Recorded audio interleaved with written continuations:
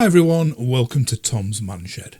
Okay, so I know there's loads of people have said in the comments to wait for part 2 of the review of the air conditioner behind me.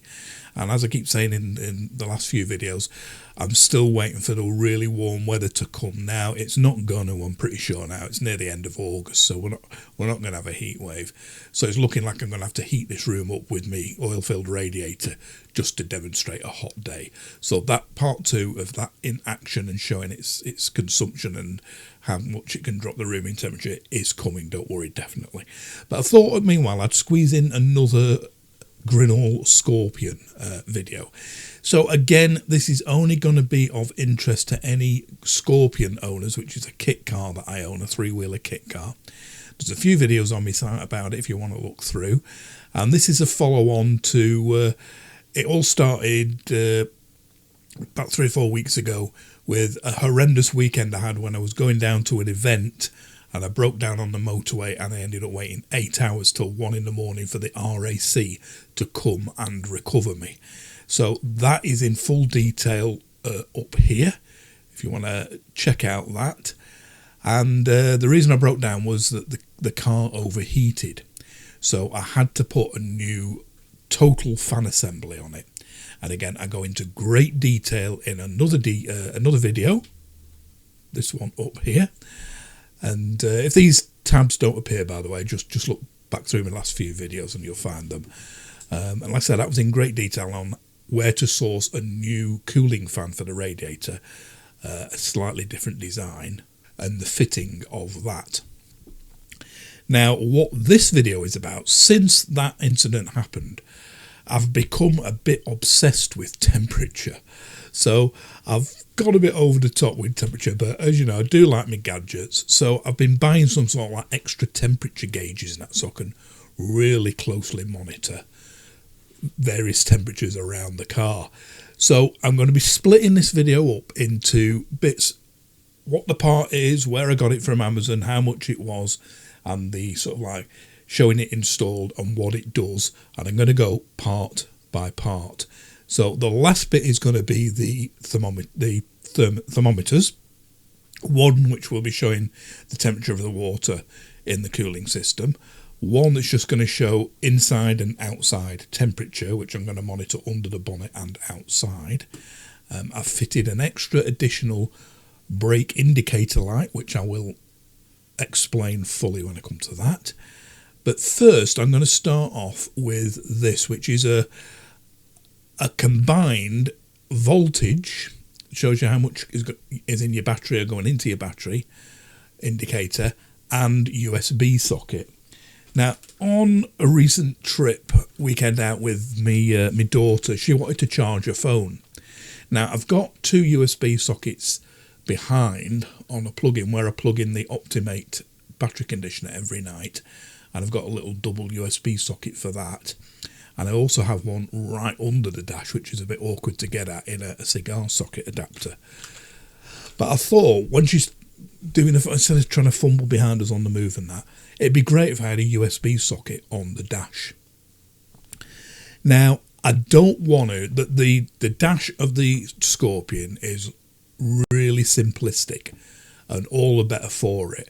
I don't like a dash that's cluttered with bits and pieces and everything. And these gadgets I've fitted, I think have still kept that good looks.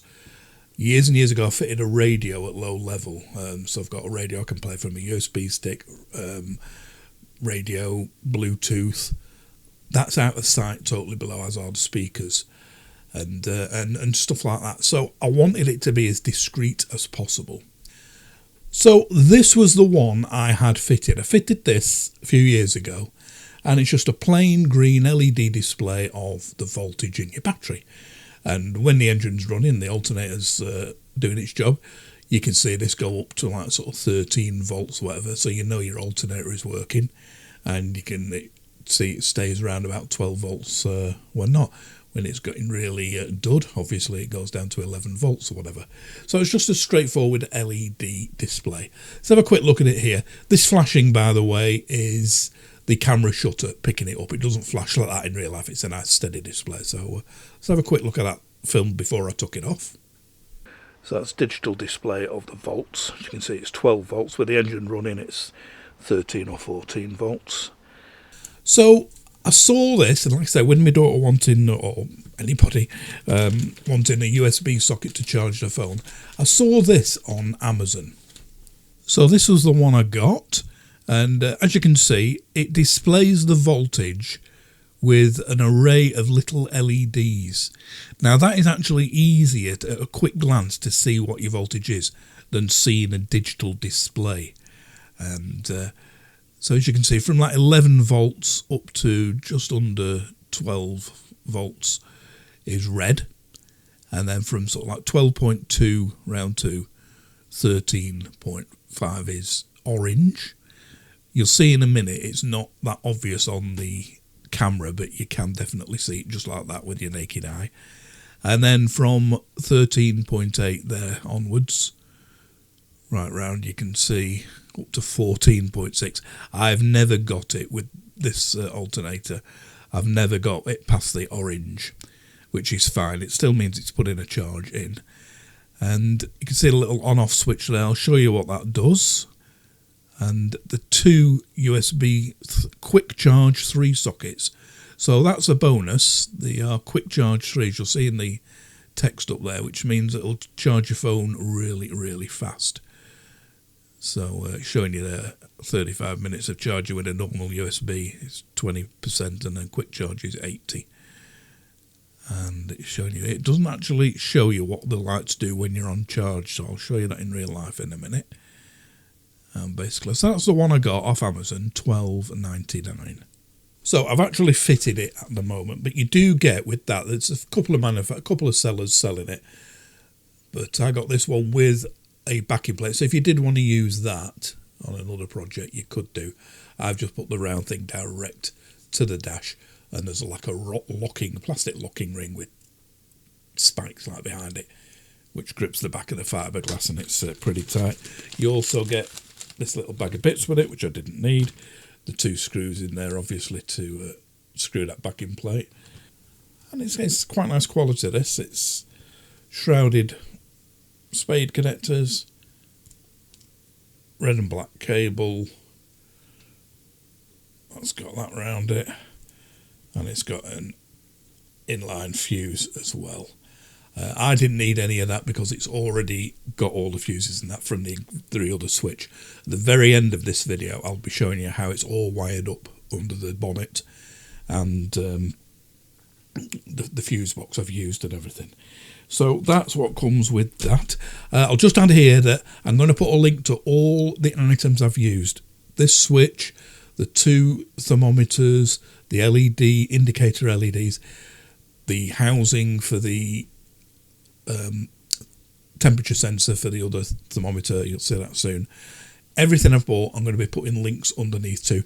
Now, they are affiliated links. I think there's only one item from eBay, the rest are from Amazon. They are affiliated links. So if you do click anything from one of them links, from that browsing session, anything you buy, I get a small commission on. Doesn't cost you any extra. It just gives me a few pence extra which helps run this channel.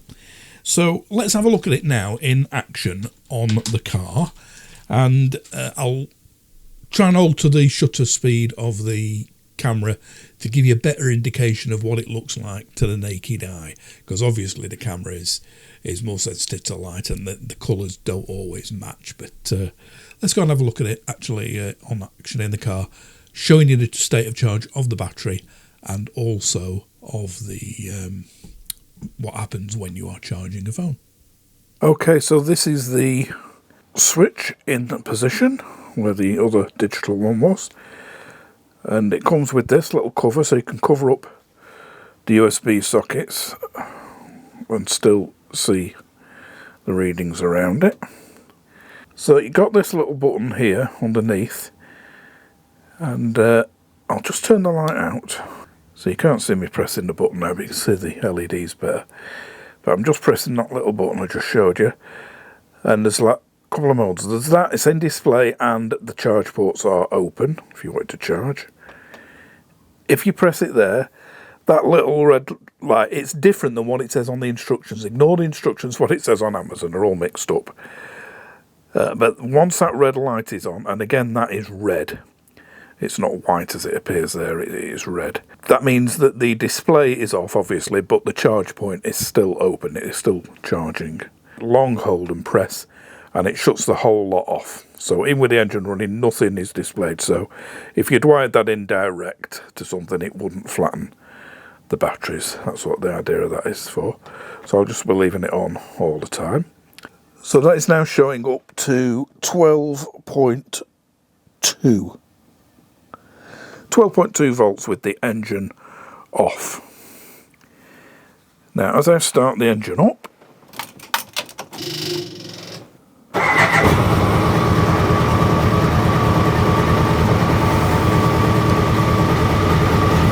so the engine is running now, and as I rev it,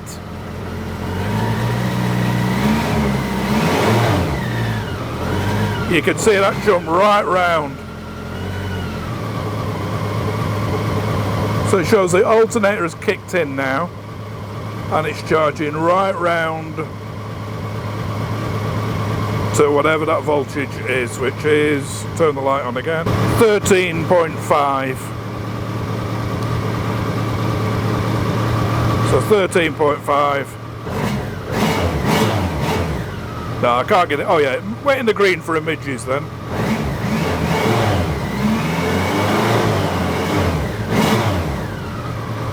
But anyway, plenty of power going in there. So you know that is charging your engine okay. If I drop the reds down, there, the end one is flickering a bit now, so it's just, that's quite as many volts. So like I say, I've never actually got it in the green. But what happens when I plug my phone in? So I'm going to pull this flap down now. Oh yeah, it is already down. And I'm going to plug my phone in.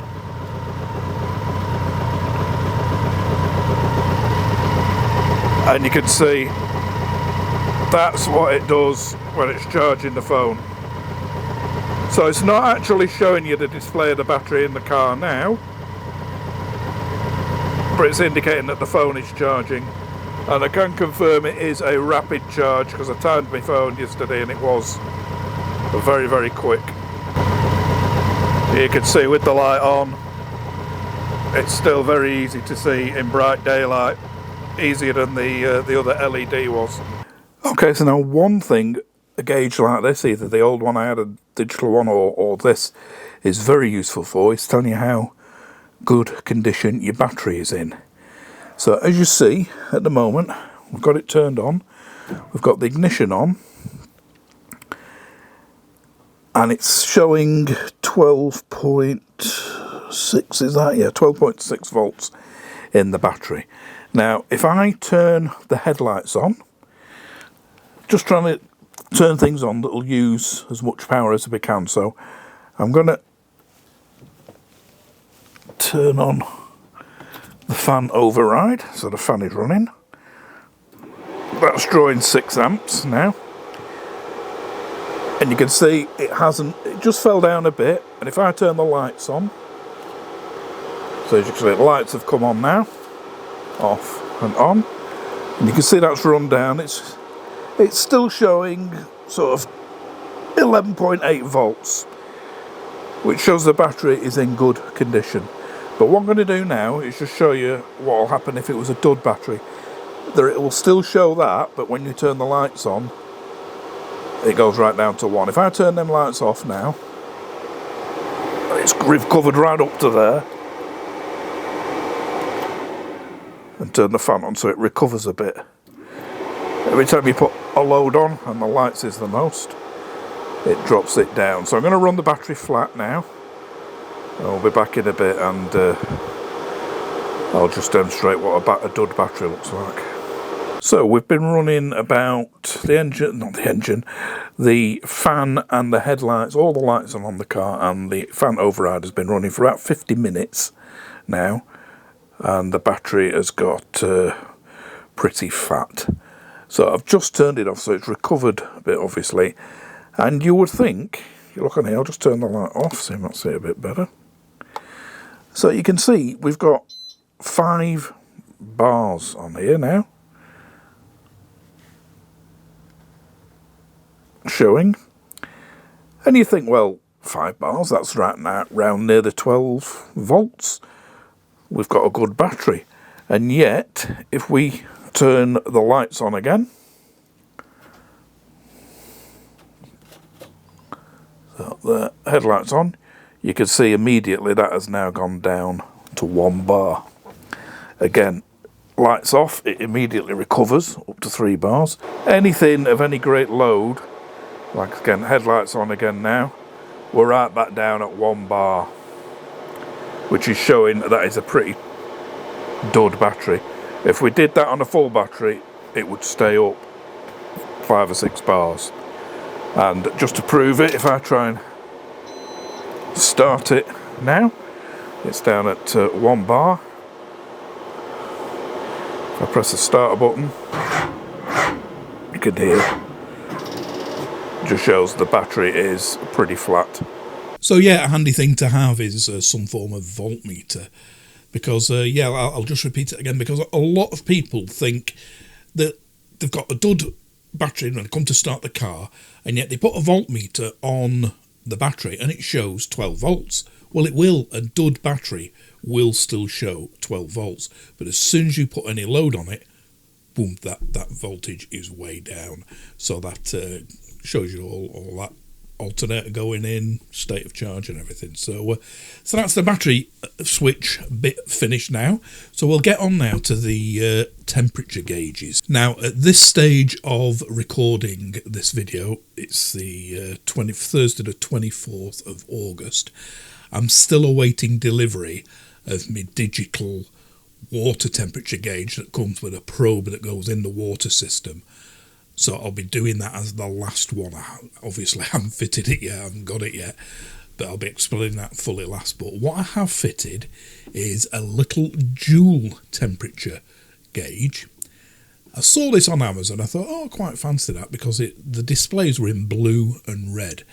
And it comes with 2 temperature probes. You can put them anywhere you like. So outside and inside would normally be the one. But what I've done is I'll show you here where I've put them. Okay, this is where I've put the 2 probes. So this is the one that goes to the red display. So as you can see, that is right in the outlet from the fan, which is there. So it sucks cool air into the radiator from under there, and then through, so it blows it right at that temperature probe. And the other one I've put just there where the hole for the A-frame is. If ever I did want to tow it or recover it with an A-frame, I could obviously just move that out of the way, and that's held on with a bit of that super sticky double-sided tape with VHP. So that's where the 2 are. All the wiring I'll be showing in part 2 of the video. One's from there, and behind there is a fuse box. Like I said, I'll be explaining all that in part 2, but that's just to show you where the 2 probes are.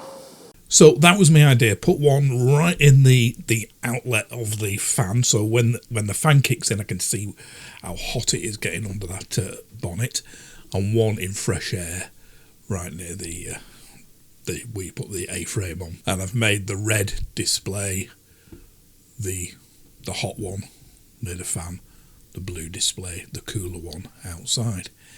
Now I've already got them on at this bit of recording, so I recorded this earlier, and it shows you the actual well, to tell you what, I'll show you the temperature gauge I bought first from Amazon, and then I'll show you where I decided to put it in the car and how I hot glued it in and that. So let's have a look at it now on Amazon. So this is the one I got, £10.29, and you can see that's the back of it there. The one on the right with the green wire is the power supply in and out, positive and negative to your battery. And then these two are the two temperature probe wires in, and you position them any way you like. So that's that. That shows you the back. The back of it is open. I preferred of it if that circuit board was covered, really, but it's totally open. Obviously designed to go in a slot where that's not going to be seen. And there you can see the two temperature probes there. They're about, I don't know, couple of meters. I'll show you in a bit. I did have to extend one myself. And that's the front of it. Get another. So that's the actual gauge that I got off Amazon at $10.29. Okay, so that was the one from Amazon, and as I just explained, before I fitted it, I did film this bit, so this shows you where I decided to put it on the car. I'm in the middle of doing all the wiring, getting everything in. So I'll show you this before I put them in. First of all, this is the... let's put this together, it goes. That's the sort of steering wheel sort of surround bit. The indicator stalk and headlight control is here.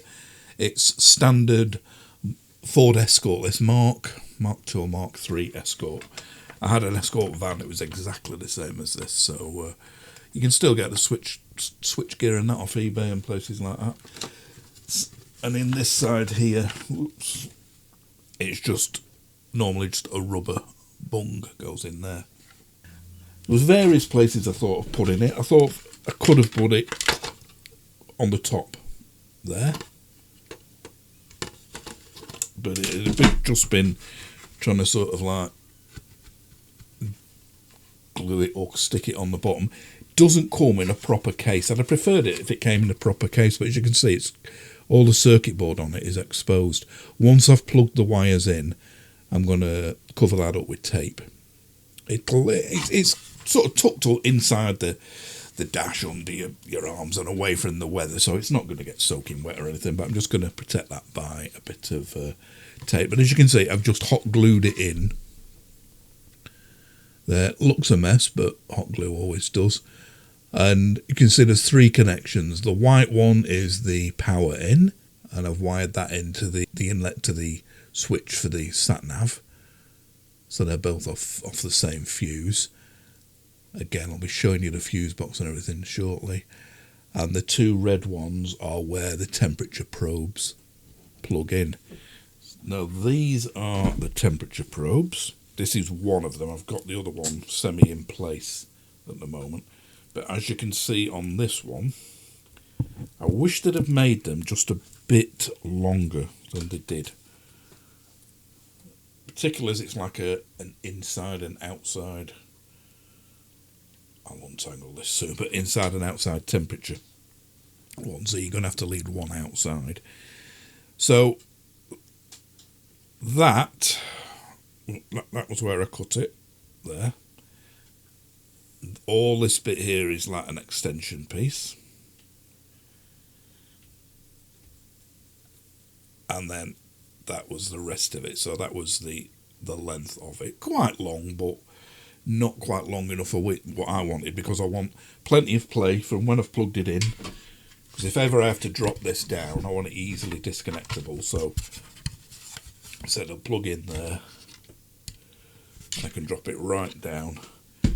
Now any minute we'll be seeing them that temperature gauge in action, and even after this bit I'm going to insert a bit that I recorded earlier showing you the indicator bulb I've used.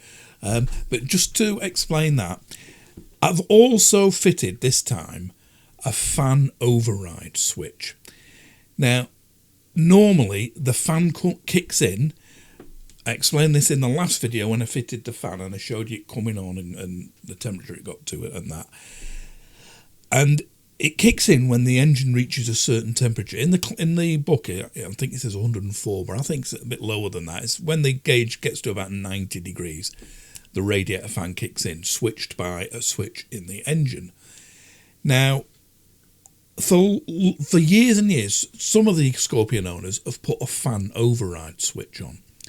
And I thought, oh, what's the point in that? Because when the fan is needed, that switch at the engine says, hey, I'm getting hot, and switches the fan on. When it's cooled enough to be happy, it says, hey, I've cooled down now, and switches the fan off. So I thought, well, why do you need a fan override switch? It's going to turn on when it needs it and turn off when it doesn't need it. You don't need to manually do it. In fact, if you turn it on from sort of cold, it's going to take even longer to reach operating temperature. The idea is you get it up to operating temperature as soon as possible, but not any higher than that. But then I thought, what if that switch, that thermo switch in the engine, ever packs up? The engine will be getting hotter and hotter and hotter, and there's nothing to switch that fan on. So I thought, while I'm at it, it's easy enough. And I've wired up a redundant switch I had already in there at the bottom right, which I used for a USB connection in the boot, which I don't use anymore. So I thought, great, I'll use that as a fan override switch. So I've also got that fitted now. And I've changed, as this bit says in a minute, where I show you the little bulb.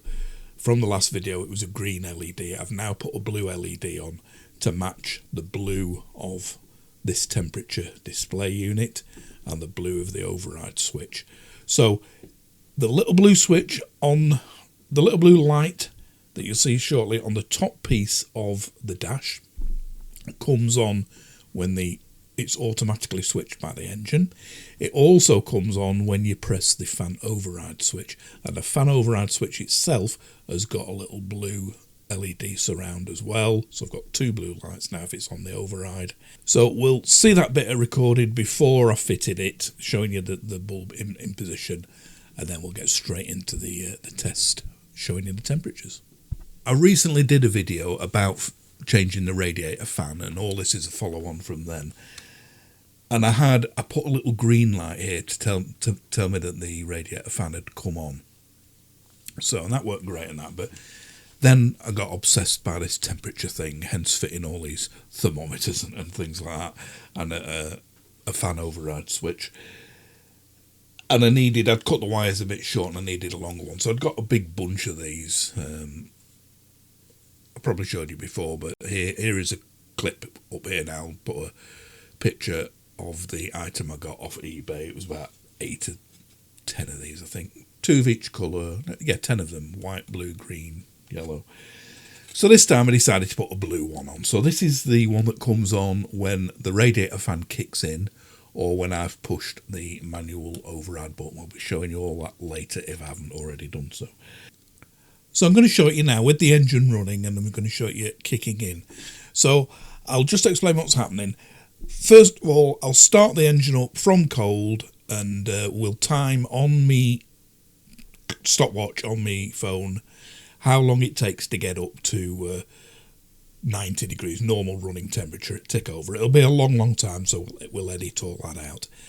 I'll then sort of sit in the car waiting for the fan to kick in and turn the camera on, and as soon as the fan has kicked in, I'll show you the temperature on the gauge and the blue light coming on, and as soon as it kicks in, we should see a massive increase in temperature on the red bit, because that's showing you that's in the direct draft of the fan sucking the hot air out of the radiator.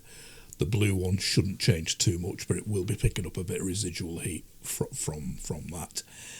And then we'll see how long that runs before it's cooled it down again to be happy.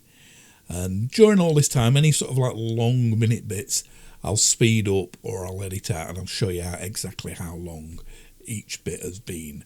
And then we'll see if the fan is capable of actually cooling it lower or just maintaining a temperature. So all that will be explained in this bit of the video. Obviously the engine will be running, so hopefully you should hear me okay as well. So let's get straight into it now, and it's all pretty self-explanatory. Okay, so this is the dual thermometer installed inside and outside. That's its position down there, and it is fed. You can see obviously it's off at the moment, and it's fed by this master switch, which also feeds those 4 switches there, which I'll be explaining later on at the end of the video what they do. So if we turn this master switch on, that lights up green, and you can see that is now lit up. So I'm going to turn the light off, and I'm going to get this looking as authentic as it does to the naked eye. And I'm going to start the engine up and see the difference in temperatures once the fan kicks in. Ignition is on now, as you see, and temperature gauge is cold, and it's just showing a slight bit of difference in temperature. The red one, which is the one in the near the radiator fan, is just 2 degrees hotter than the outside. So what I'm going to do, I'm going to start the engine up and get it up to temperature, and then see how long it is before the fan kicks in, and speed these bits up during editing. So got my stopwatch here on my clock. I'm going to start that now. Right, stopwatch is going. Start the engine. Get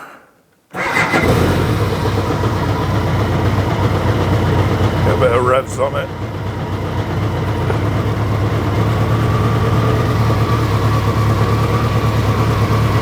You see, they're showing the same because it's not warmed up yet. So I'm going to stop filming now while the engine reaches temperature and leave the stopwatch running. The temperature has now got up to normal. It's been running 12 minutes on tick over. So I'm hoping any minute now the fan is going to kick in. You can see it's just up to 27.5 degrees on the bit of the thermostat near the fan. It's still on 19 for the outside air temperature. Okay, so literally it's just kicked in the fan now. You can see the blue lights come on. You can see the red immediately going up in the efflux from the fan. The temperature on here has reached, just about there. So let's see how far that fan can get it back down towards 90, if it can.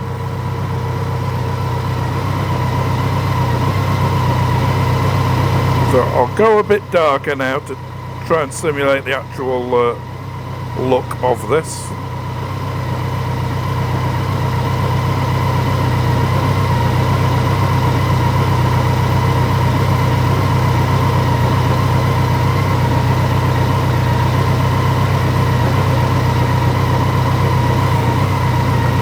And that was at 20 minutes. It ran about 20 minutes on tick over until the fan kicked in. And you can see immediately how hot that sensor right behind the fan is. It's blowing hot air from the radiator now at 62 degrees. The outside air has reached 20. Obviously the outside air will be affected a bit because there'll be some of the warm air blowing near that. So that'll be going up a bit, but as you were travelling along, that would negate that. So again, I'll speed this. I'll carry on filming, but I'll speed this up. We're at 21 minutes there.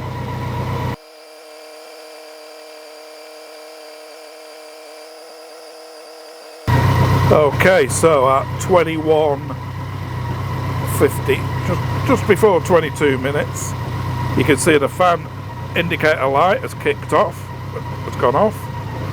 The temperature, it did drop it back down towards 90.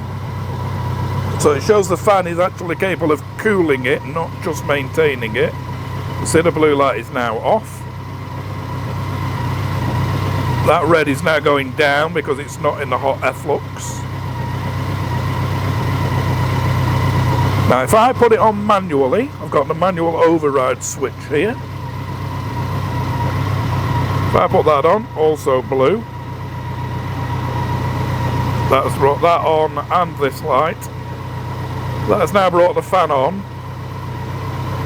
So it's running even though it doesn't need to. So you can see that temperature, the red temperature is going up again. It's blowing hot air from the radiator. And we'll see if it drops it any lower than 90. So we'll just leave that running a bit. I'll turn the camera off and we'll come back in a bit. We're at 23 minutes now. Okay, so we're quite a bit later now. I've had the engine running and I've had the fan override on. Like I say, you can see down there, blue switch on, blue light on. It's been holding on the red bit at about 59, so it's not going to get any cooler than that. You can see that's on all time in the F-Lux, so it's maintaining 59, so it's not going to cool it more. And that has brought the radiator down. I'll just turn that on. See the temperature now. It has gone down a bit. It's like bang on 90, if not just a smidgens below it. So it did drop it right down to like 90 degrees. I'll obviously be able to tell how accurate that is once I get my new temperature gauge, which hasn't yet arrived. I'll be showing it again on how accurate this is, whether it is really 90 degrees. But yeah, that just shows that that fan is keeping it from overheating. Okay, so like I said, a bit of fun really, that gauge. Not really of much use. The important bit is the water temperature itself. That's only measuring the air that the fan is blowing through and the outside air temperature. But like I say, I saw it and I thought it looked good in there, and it's got some use, I suppose. Just even if you just want to know what the outside air temperature is. So, like I said, the important bit is the water temperature, and that gauge has not arrived yet. Now, I was going to do them all in one video, but I've seen how long it's already got to. This video, 30-40 minutes. Again, I know I waffle on and make things pretty intense, but I like putting every single bit of detail in there. And as I always say, the red stripe underneath, I itemise each one, explain what each segment is. If you want to skip the bits you're not interested in, skip the boring bits or whatever, by all means do so. But I think it's always better putting too much detail in than too little. So I'm going to call it a day here for this one and call this part 1. As soon as the other thermostat arrives, I will be doing the video on that.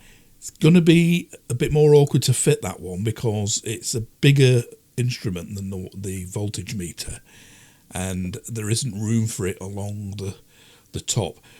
There is in a way between the others, but it's a curved, as you've seen, it's a curved dash, and the dial itself, it would sort of have a gap between the top and the bottom. So I'm thinking of putting it on the left where the passenger's knee would be. But obviously you'll see all that in the next video. And also I'll explain in there the extra brake light I fitted, the indicator light from the brake hydraulic switch. I'll explain all that again in part 2, what that involves. And I'll show you under the bonnet, if you will, the wiring and the little fuse box I added a while ago and what them other 4 switches do. So easily enough there to fill another half hour to 40 minutes. So definitely going to finish this one here. So hopefully that gauge won't be too long. I think they've said it's going to be here in the next 2 or 3 days. So maybe a week or so to film that other and edit it all together. And then part 2 will be up showing that and all the extra bits I just mentioned as well. So like I say, hope it's been of some interest. If it has, please give me a thumbs up. If it hasn't, give us a thumbs down.